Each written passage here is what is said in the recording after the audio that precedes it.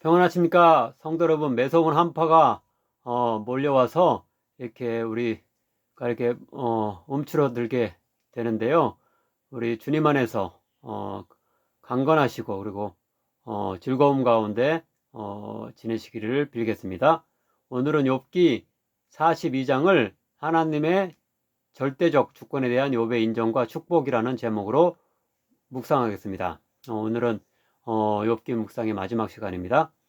앞에 38장에서 41장까지의 두 연설에서 하나님은 자신이 인간 세계뿐만 아니라 자연 세계를 포함한 온 우주의 설계자이며 창조자, 주관자이심을 가르치시면서 어떤 면에서 자연보다도 못한 연약한 피조물인 인간 존재이며 공의를 스스로 실현할 능력이 없는 욥이 하나님의 공의에 대해 감히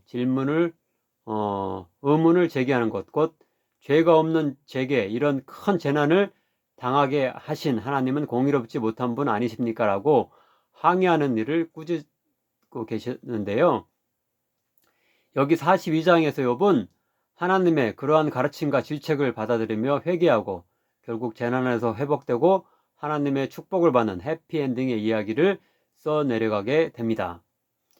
욥기 묵상 첫 시간에 우리는 욥기의 전체 주제가 하나님은 인과응보의 원리에 의해서만 우리 인간을 다스리는 것이 아니라 우리 인간이 다 이해할 수 없는 하나님의 절대적 주권에 의해 특별한 이유 없이 우리에게 고난을 주시기도 한다는 사실이라고 했는데요. 욥기 마지막 장인 오늘 본문에서 드디어 욥은 이 사실을 깨달아 알게 되어 자신의 인생에 대한 하나님의 절대적 주권을 인정하게 되고 결국은 하나님을 기쁘시게 하여 재난에서 회복되며 이전보다도 더 큰 축복을 누리게 된 것입니다. 이제 본문을 차례로 따라가며 욥이 어떻게 하나님의 절대 주권을 인정하게 되며 더욱 큰 축복의 삶을 살게 되는지 살펴보도록 하겠습니다. 첫째로 1절부터 6절입니다. 욥이 여호와께 대답하여 이르되 주께서는 못하실 일이 없사오며 무슨 계획이든지 못 이루실 것이 없는 줄 아오니 무지한 말로 이치를 가리는 자가 누구니까? 나는 깨닫지도 못한 일을 말하였고 스스로 알 수도 없고 헤아리기도 어려운 일을 말하였나이다. 내가 말하겠사오니 주는 들으시고 내가 주께 묻겠사오니 주여 내게 알게 하옵소서. 내가 주께 대하여 귀로 듣기만 하였사오나 이제는 눈으로 주를 배옵나이다. 그러므로 내가 스스로 거두어드리고 티끌과 재 가운데에서 회개하나이다. 3절의 이치라는 단어는 38장 2절의 생각이라는 말과 히브리어에서 같은 단어인데요. 따라서 여기 2절부터 3절은 38장 2절에서 하나님이 욥을 향해 무지한 말로 생각, 곧 하나님의 계획 또는 설계를 어둡게 하는 자가 누구냐라고 질문한 것에 대해서 욥 자신이 그러한 자임을 인정하는 답변인데요. 즉 여기서 욥은 제가 우둔함과 어리석음으로 감히 우주의 창조자이신 하나님의 계획 또는 설계를 판단하고 거부하는 잘못을 범했습니다라고 시인하고 있는 것입니다.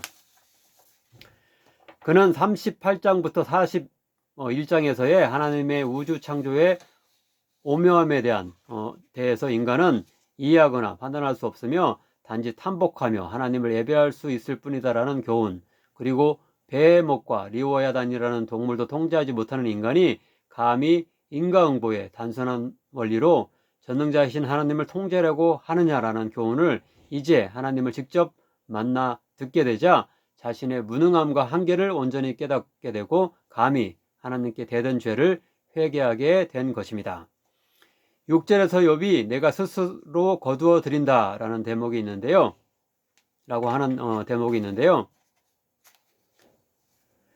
이것은 욥이 하나님께서 자신을 부당하게 공격하신다라고 항의 또는 고소한 일에 대해 취소 또는 취해한다는 말일 것입니다.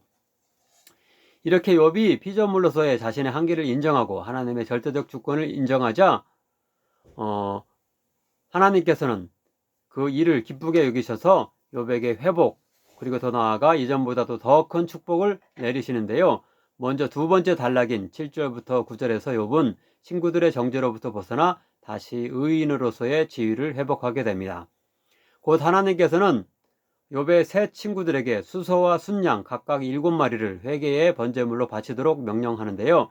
당시 그런 7마리씩의 제물은 매우 큰 비용이 드는 일이었겠지만 아마도 그들이 욥에게 준 상처에 비하면 아무것도 아님을 가르쳐 주시기 위해서 8절 하반절에서 너희가 우매한 만큼 너희에게 갚지 아니하리라라고 말씀해 주고 계십니다. 또한 하나님은 아마도 그들보다 욥이 더 의인임을 확실히 해주기 위해 욥으로 하여금 그들을 대신하여 용서의 중보기도를 하도록 하십니다. 즉 8절 상반절에서부터 중반절까지입니다. 그런즉 너희는 수소 7과 순양 7을 가지고 내 종 욥에게 가서 너희를 위하여 번제를 드리라. 내 종 욥이 너희를 위하여 기도할 것인즉 내가 그를 기쁘게 받으리니. 다음으로 세 번째 단락인 10절부터 15절에서 욥은 앞서 자신을 비난하던 가족과 주변 모든 사람들과의 관계를 회복하며 새롭게 10명의 자녀를 다시 얻게 되고 재물에 있어서는 이전보다 2배나 부자가 되는 축복을 누리게 됩니다. 11절을 보면 가족과 지인들이 그에게 캐시타 곧 은 조각 하나씩과 금고리 하나씩을 주었다고 하는데요. 이것은 욥을 무고하게 비난한 것에 대해서 미안함을 표하는 행동이었을 것입니다. 또한 욥의 새로운 딸들이 아들들과 같이 기업을 유산으로 받았다고 했는데요. 그것은 당시 관습과 달리 아들뿐만 아니라 딸에게까지 이렇게 재산을 나눠줄 정도로 욥이 부유했음을 뜻하는 일일 것입니다. 마지막 절들인 16절, 17절은 욥의 건강의 회복을 암시하는 가운데 그가 매우 장수하는 축복을 누렸음을 말씀합니다. 그 후에 욥이 140년을 살며 아들과 손자 4대를 보았고 욥이 늙어 나이가 차서 죽었더라. 아무쪼록 우리들도 하나님의 우리 인생에 대한 절대적 주권을 인정하여 고난과 재난도 기꺼이 받아들일 줄 아는 굳건한 신앙인이 되어서 결국은 이런 축복의 사람이 될 수 있기를 간절히 바랍니다. 기도하겠습니다. 사랑의 하나님, 욥기서를 통해 하나님의 절대적 주권과 때로 의인도 재난을 당할 수 있다는 점, 그리고 함부로 재난을 당한 자를 정죄하지 않아야 한다는 점 등에 대해서 교훈받게 하시니 감사드립니다. 우리 개인적으로 부당한 재난을 당했을 때라도 하나님을 원망하기보다는 내 인생에 대한 하나님의 보다 크신 계획을 바라보며 하나님을 신뢰할 수 있게 하소서. 하나님을 사랑하는 자, 곧 그의 뜻대로 부르심을 입은 자들에게는 모든 것이 합력하여 선을 이룬다라는 로마서 8장 28절의 말씀대로 하나님의 선하신 인도하심을 굳게 믿으며 온전히 순종하는 가운데 하나님의 축복을 누리게 하소서. 다른 이들에게 재난이 닥쳐왔을 때 그들의 잘못된 점을 찾으려 하고 정죄하여 그들에게 큰 상처를 주는 일을 절대 하지 않으며 묵묵히 그들의 곁을 지키며 위로와 도움을 줄 수 있는 자 되게 하소서. 예수님의 이름으로 기도하옵나이다. 아멘.